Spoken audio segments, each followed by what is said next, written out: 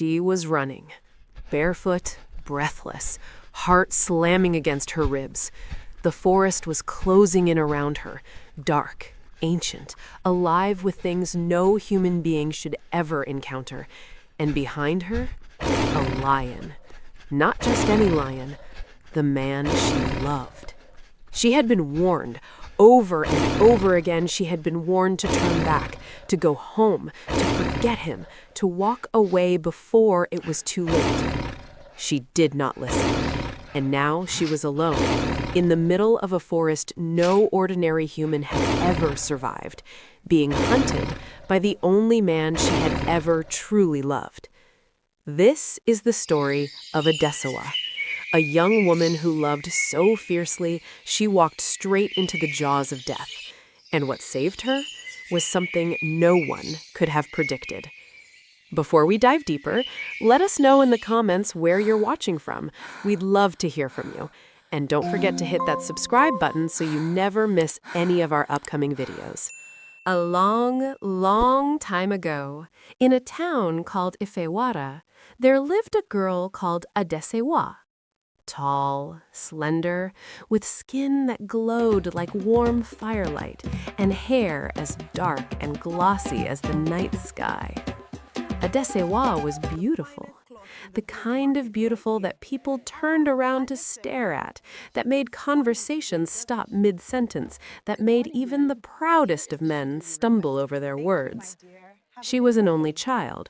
Her mother sold goods at the market, and every day it was Adesewa who carried those goods to the stalls and tended to the customers. And every day, without fail, the proposals came. Rich men, titled men, powerful chiefs, even kings, obas, who sent messengers on their behalf, all wanting one thing: to marry Adesewa. She turned every single one of them down. Not because she was proud, not because she was waiting for a richer man or a more powerful man. Adesewa had a secret, one she kept tucked deep inside her heart, where no one could touch it. She wanted to be loved, not admired, not acquired, not displayed like a trophy in a rich man's compound. She wanted a man who chose her because of who she was, not what she looked like. Of course, the people around her did not understand this. How could they? Her friends shook their heads, her neighbors whispered, and her parents, desperate and anxious, grew more and more frustrated. "Don't you know how lucky you are?" they told her again and again. "The wealthiest men in the land are asking for your hand. You're only a market girl. What are you waiting for?" But Adesewa's mind could not be moved. Until the day everything changed. One day, a stranger arrived in Ifewara. Nobody knew where he had come from, nobody knew his family, nobody knew his business in the town. All they knew was this: he was impossibly beautiful. Tall and lean, with broad shoulders and a narrow waist, eyes that arrested you the moment they met yours, a gaze so piercing it felt like he could see straight through you, into your very soul.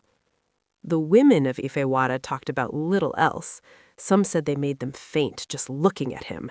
Others insisted that a man that handsome was either a blessing or a curse, and they were not sure which. He paid none of them any attention. Adesewa's friends were the first to make the connection. "Perhaps this is the man Adesewa has been waiting for," they joked among themselves, remembering how she had once said, half seriously, half in frustration, that she would only follow a man to the ends of the earth if he was as beautiful as the women who were expected to be beautiful for men. They were joking. They did not know how close to the truth they were. It happened on an ordinary market day. Adesewa was at her stall, arranging tins of milk on a shelf, when she heard a voice. "How much is a packet of sugar?" She looked up, and the world stopped. She had never in her life felt her heart move the way it moved in that moment. She had seen handsome men before. She had rejected handsome men before, but this was something else entirely. It was his eyes, the way they looked at her, not with the usual hunger or entitlement she was used to from men, but with something quieter, something curious, something almost sad. "How much is a pocket of sugar?" He had to ask twice because she had forgotten to answer. She collected herself, quoted the price, served him, and then, to her surprise, instead of leaving, he asked if he could sit down. She cleared a space on the bench beside her. And that is how it began. His name was Adaba. He told her he lived far from Ifewara, far enough that he only came to town once a week, spending a day or two before returning home. Where exactly? He was vague, just far. They talked that first day as if they had known each other for years, easy, comfortable, the kind of conversation that has no awkward silences, no performing, no pretending. He helped her rearrange her stall, he made her laugh, and when he left that evening, Adesewa realized she was still smiling long after he had gone. He came back the following week, and the week after that, and the week after that. Every visit, he stayed a little longer. He helped her more. He listened to everything she said, about her family, about the pressure to marry, about the threat hanging over her head that if she did not choose a husband soon, her parents would hand her over to the Oba. Adaba listened. He understood. He never judged. The people around them could see it, the way they leaned towards each other, the way their eyes locked and held for a beat too long, the way the world seemed to narrow to just the two of them whenever they were together. The whispers at the market were warm and knowing, as if we all knew this was coming. But there was something Adesewa could not ignore. Every time she tried to ask him about himself, truly ask, the way you ask someone you love, he deflected. "It is better you don't know much about me," he would say. Every single time. She pressed him, gently at first, then more urgently. He never budged. And instead of that mystery pushing her away, it pulled her in deeper. Because by now, Adesewa knew something she had never known before. She was in love. Not because he was beautiful, though he was, but because of his ways. Tender, kind, gentle, understanding, the way a quiet sadness lived behind his eyes that made her want to reach into his soul and fix what was broken there. She had found what she had been waiting for, and it was about to cost her everything. One day, Adesewa decided to say what she had been thinking. "Don't you love me?" she asked him. "Don't you want to marry me?" Adaba was quiet for a moment. "I love you," he said. Adesewa waited. "But I cannot marry you. There is nothing I want more in this world, but I cannot." "Why?" "It is better you don't know." "Are you already married?" "No." "Then you don't love me enough." "You know that's not true." "If you marry me," he said quietly, "your life will be in danger." Adesewa stared at him. "In danger?" she whispered. "What does that mean?" But he would say no more. Meanwhile, the pressure at home was reaching a breaking point. "Produce this man you say you've met," Adesewa's mother demanded, "or we will go to the king." Adesewa knew what that meant. In those days, when a king wanted a woman, no one, not even her parents, could refuse him. To be one of the king's many wives, chosen not out of love but out of power, that was the thing Adesewa feared most. She would rather run away. So she went back to Adaba with a different proposal. "If you won't marry me, then I will simply come and live with you, wherever you are." "That is out of the question," he said immediately. "Then at least tell me something, anything about where you live, about who you really are." And finally, reluctantly, he began. "I once lived in this town," he said. "I used to go deep into the forest to hunt, at a place where two rivers meet the sea. I had guns. I was very successful." He paused. "But my success got me into trouble." He stopped there, would not say more. "Now I only come into town once a week." And that was all. But it was enough for Adesewa to make a decision. A quiet, certain, irreversible decision. She was going to follow him.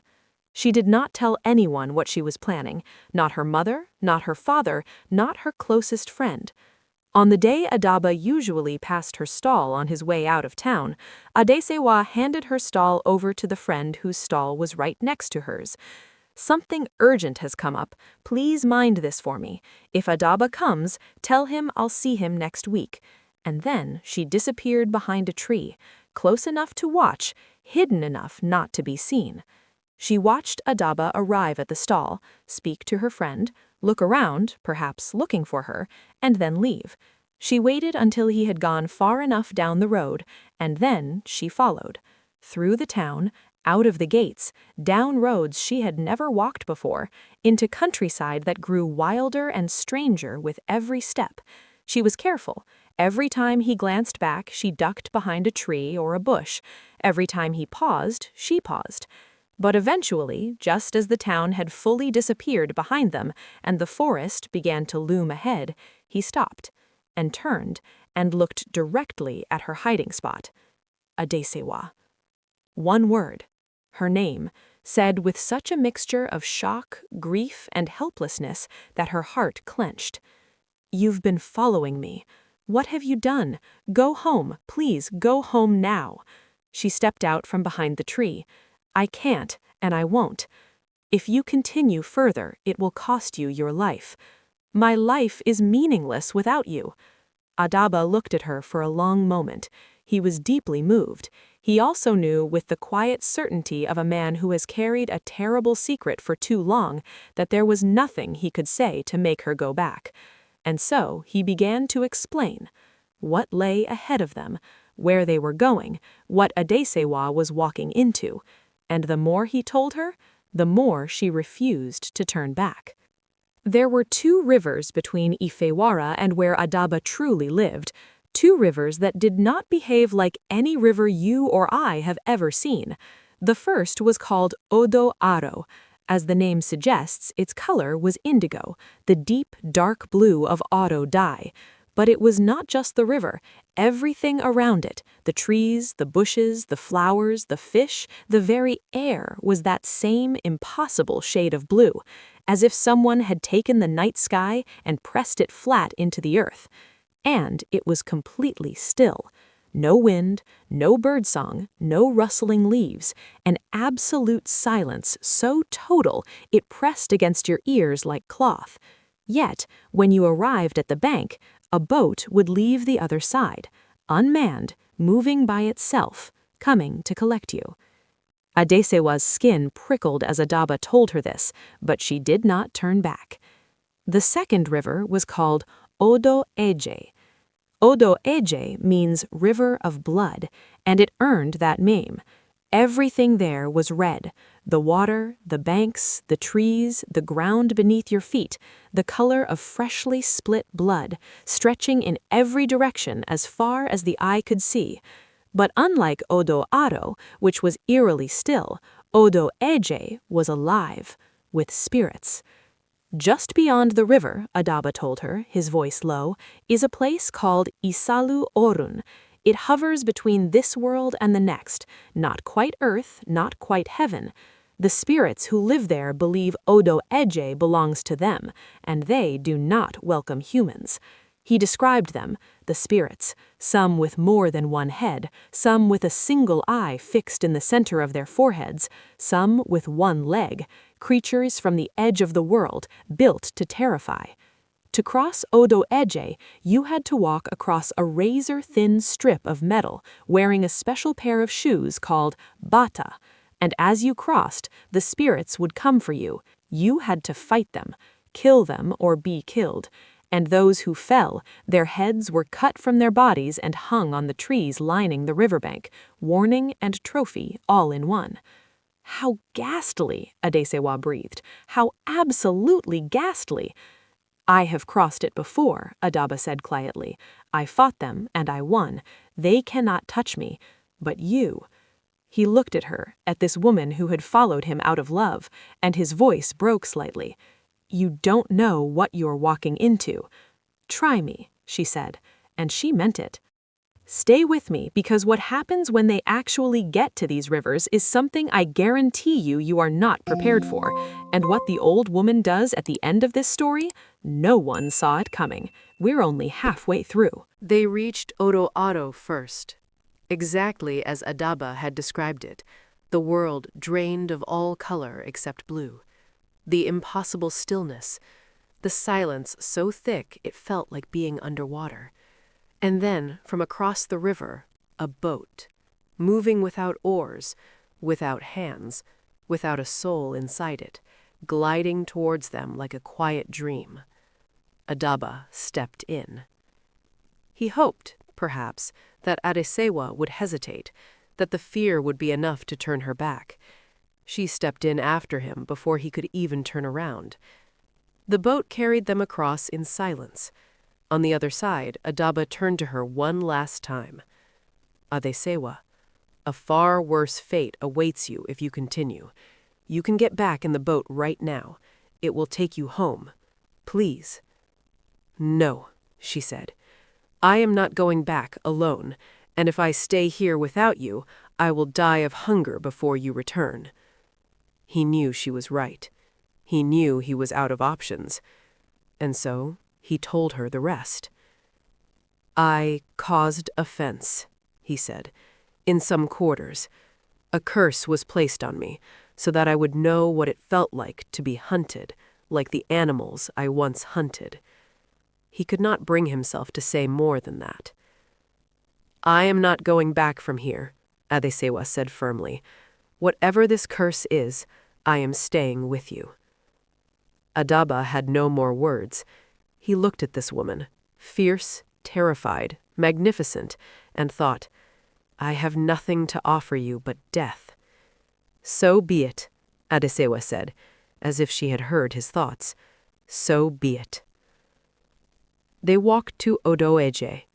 The red hit them before they even saw the river, a warmth in the air that felt wrong, the color bleeding into the sky like an open wound. Adaba produced his salubata, the special shoes. He had a second pair with him, taken to town for repairs and just collected. He gave them to Adesewa. She put them on without hesitation. They stepped onto the thin metal strip. The spirits noticed her immediately, their eyes, whether one or many, fixed on this human woman who had no business being here. They moved towards her. Adesewa was shaking so hard she could barely stand. She looked at the trees on either side and saw the heads. Dozens of them, hung like terrible fruit. She nearly lost her footing. She is with me. Adaba's voice cracked through the air like a whip. Do not touch her. Touch her, and I will kill every single one of you. The spirits stilled. They knew this man. They had fought him before. They had lost. They did not move. And so Adaba and Adesewa crossed Odoeje together. They walked deeper into the forest. Adesewa was beginning to feel something like hope. They had survived the rivers. Adaba was still with her. Whatever his secret was, surely she could handle it. She was even starting to relax when Adaba stopped. Up ahead was a clearing, a big old tree with wide-spreading branches. Close by, a disused barn. And hanging from one of the branches, a lion skin. Adesewa stared at it curiously. A lion he must have killed, she thought. Perhaps this is some kind of hunter's tradition, hanging the skin of your greatest trophy. She was about to ask why they had stopped when Adaba walked to the tree without a word, lifted the skin off the branch, and threw it over himself. Where the man had been standing, there was now a lion, a massive, roaring lion, turning towards her. And in that one terrible, crystalline moment, everything Adaba had ever said to her came flooding back.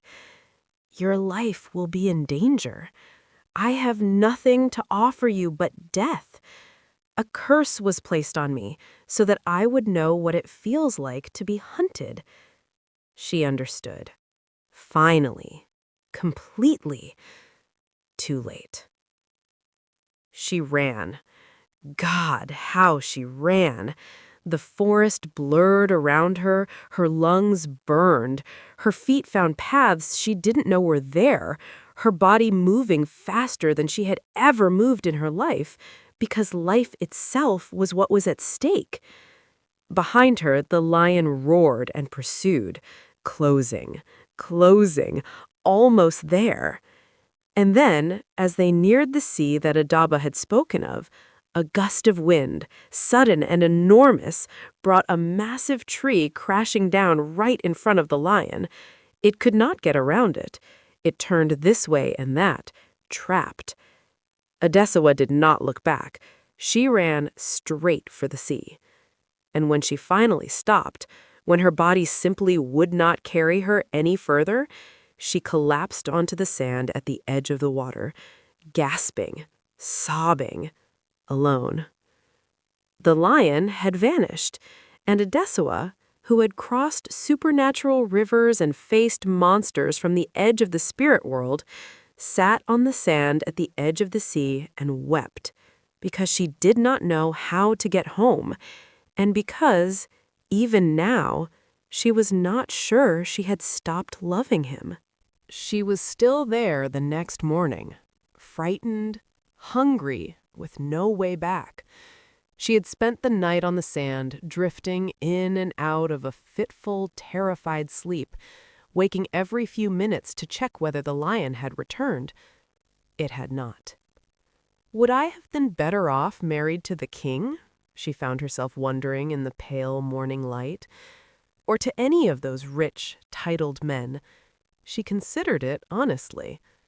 Perhaps, but I do not love any of them. And now that I have felt love, real love, I cannot imagine going back to a life without it. She thought of Adaba, of his eyes, of the sadness he carried, of the way he had begged her over and over to go home. And she began to cry again. "What is the matter, my lovely one?" Adesewa looked up. An old woman was standing before her.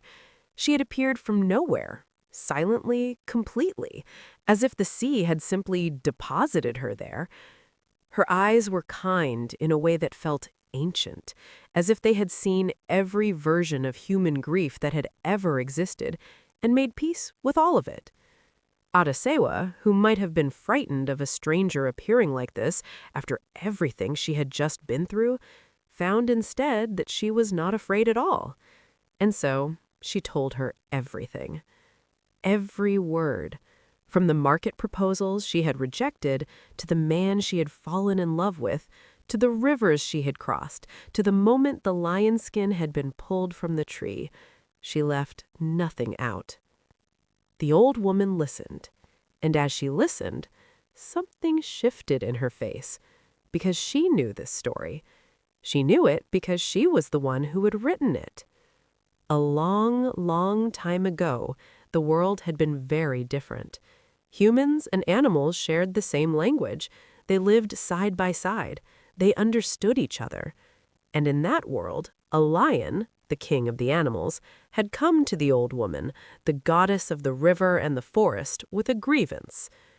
A hunter named Adaba was killing their kind by the dozens, fearless, relentless, unerring in his aim. Whenever an animal saw him, it fled, and still, more often than not, he caught it. "We want revenge," the lion had said. "Help us." The goddess had listened. She had felt the weight of so many deaths, so many animals lost, and she had agreed. "I will turn the hunter into an animal, a lion. He will live in the forest and learn what it feels like to be hunted, to know fear. But once a week, he may come into town as a man, just long enough to see the life he has lost, so that he is never fully animal, never fully human, never at peace either way."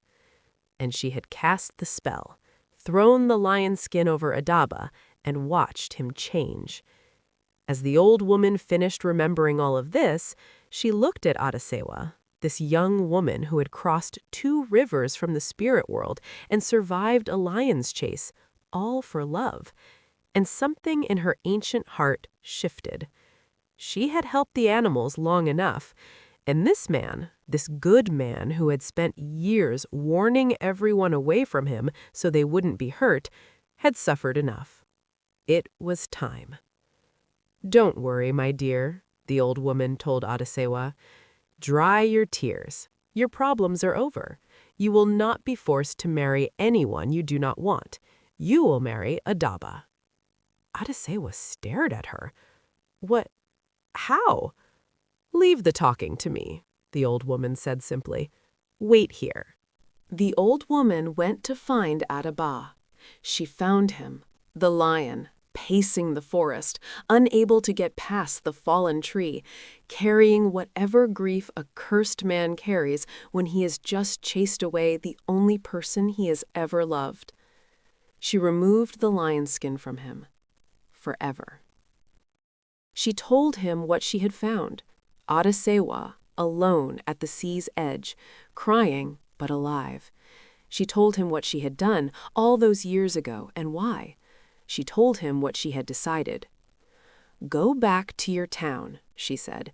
"You and Adasewa deserve each other, and you deserve to be happy." She led him back to where Adasewa was waiting. And then she took her leave of both of them, quietly, simply, and was gone. For a moment, Adasewa and Adaba just looked at each other, and then they ran towards each other. They held each other for a long time, not speaking, not needing to. The embrace said everything. When they finally pulled back to look at each other, there were tears and laughter and the kind of wild, disbelieving joy that only comes when something you thought was lost is suddenly, miraculously returned. "To think I might have killed you," Adaba whispered, his voice shaking.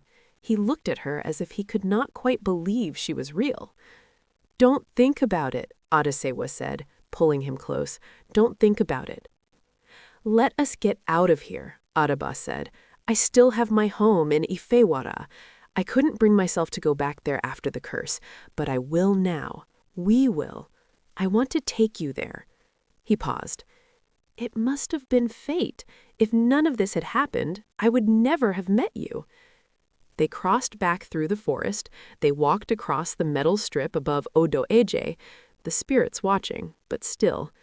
They climbed into the unmanned boat at Odo-Aro, and it carried them back. Adasewa barely noticed. She was so wrapped up in Adaba, in everything they were saying to each other, in the warmth of his hand in hers, that the eeriness of those rivers seemed almost ordinary. The journey back felt faster. Always does when you're going home. When they arrived back in Ifewara, Adasewa went straight home. She found her parents sitting indoors, heads bowed. They had searched for her, gone to neighboring towns and villages, found nothing, returned home with the hollow weight of people who feared the worst. Her mother looked up first, and then her father. And then both of them were on their feet, rushing towards their daughter and pulling her into an embrace that said everything about what those missing days had cost them. No explanations, no accusations, just relief, just love. "Father, mother, this is Adaba, the man I am going to marry." They looked at him for the first time, truly looked, and Adasewa sat them down and told them everything, every detail, from the markets, the warnings, the rivers, the lion, the old woman, the broken curse. When she finished, her mother's eyes were wet. "Our insistence that you marry, our threats to hand you to the king, it could have cost you your life. Thank God it did not. We should have left you alone. We should have trusted you." "I've learned something too," Adasewa said. "Adaba told me, over and over, not to follow him. He warned me, begged me, and I went anyway, blinded by love. My stubbornness nearly killed me." She turned to Adaba with a smile. "How many times did you beg me to turn back?" "Countless times," he said. "Stubborn girl." Everyone laughed. "Despite everything," Adesewa's father said, "you two seem destined for each other, and we are happy for you both." He looked at Adaba and then at his daughter. "We will make sure others learn from this. From now on, no woman in this town will be forced to marry a man simply because he is wealthy or because he has sought her out for her beauty." And that is exactly what happened. Adesewa and Adaba were married. They lived in his home in Ifewara together, inseparable. Their love became a story the town told for generations, not as a warning, but as a testament to the strange, dangerous, unstoppable force of love freely chosen. Now, I want to hear from you. Would you have followed Adaba into that forest, or would you have turned back? Tell me in the comments. I read every single one. If this story moved you, if you felt something, please share it with someone who loves a good story. And if you are not subscribed yet, now is the time. We have more of these, stories that deserve to be told, heard, and remembered. Hit the subscribe button, turn on the notification bell, and I will see you in the next one. Thank you for watching.